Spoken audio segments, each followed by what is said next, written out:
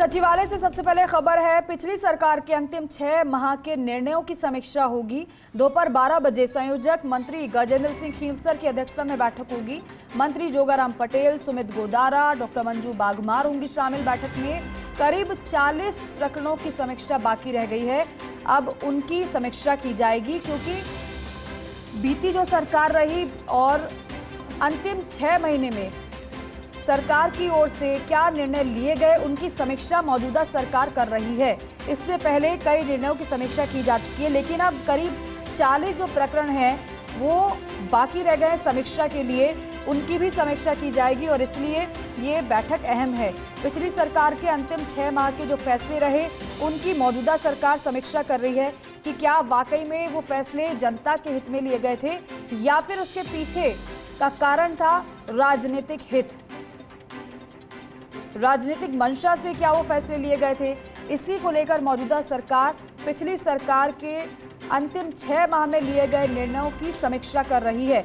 अगर फैसले लगेगा कि जनता के हित में लिए गए हैं तो उसे संशोधन के साथ बरकरार रखा जाएगा, लेकिन अगर ऐसा लगेगा कि सिर्फ और सिर्फ राजनीतिक मंशा के लिहाज से इन फैसलों को लिया गया था तो फिर उन फैसलों को रद्द किया जाएगा।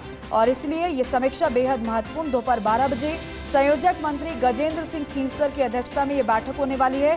मंत्री जोगाराम पटेल, सुमित गोदारा, डॉक्टर मंजू बागमार शामिल होंगी इस बैठक में। करीब 40 प्रकरणों की समीक्षा बाकी रह गई है और वो भी समीक्षा आज की बैठक में हो जाएगी।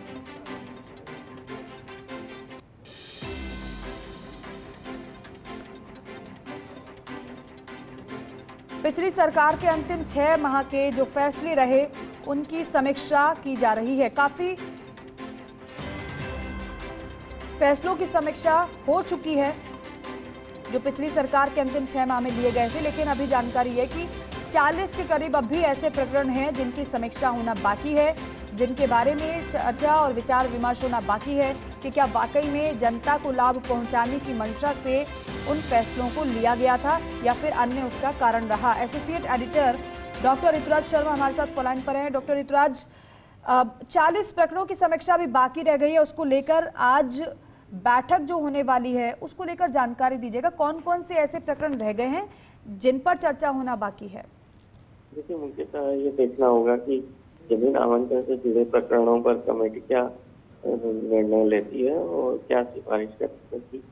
इसके बाद जो मुख्य प्रकरण है जो भूमि आवंटन से जुड़े हुए प्रकरण है, जो सामाजिक संस्थाओं को भूमि आवंटित की थी, तो उसमें क्या अनियमितता मानते हुए भूमि आवंटन निरस्त करने का फैसला लिया जाए या नहीं लिया जाए।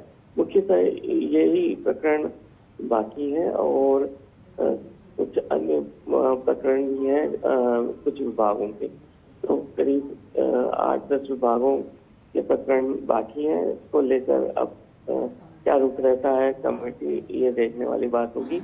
तो और करीब 2 या 3 बैठकें और हो सकती हैं, जिसके बाद कमेटी अपनी रिपोर्ट। जी डॉक्टर ऋतुराज, इन्हीं 40 प्रकरणों को लेकर आप बता रहे हैं कि 2 या 3 बैठक और हो सकती है या फिर वो मामले अलग रहेंगे? इन्हीं प्रकरणों को लेकर 2 बैठक हो सकती है, या तो बैठक एक ही बैठक में, लंबी बैठक में ये मामले निपटाए जा सकते हैं, या फिर 1-2 बैठक और हो सकती है। बिल्कुल, चलिए ठीक है, शुक्रिया पूरी जानकारी के लिए। पिछली सरकार के अंतिम 6 माह के निर्णयों की समीक्षा होने वाली है और जिस तरीके से एसोसिएट एडिटर हमारे डॉक्टर ऋतुराज शर्मा बता रहे हैं कि अभी 2 से 3 बैठक और हो सकती है इन्हीं प्रकरणों को लेकर।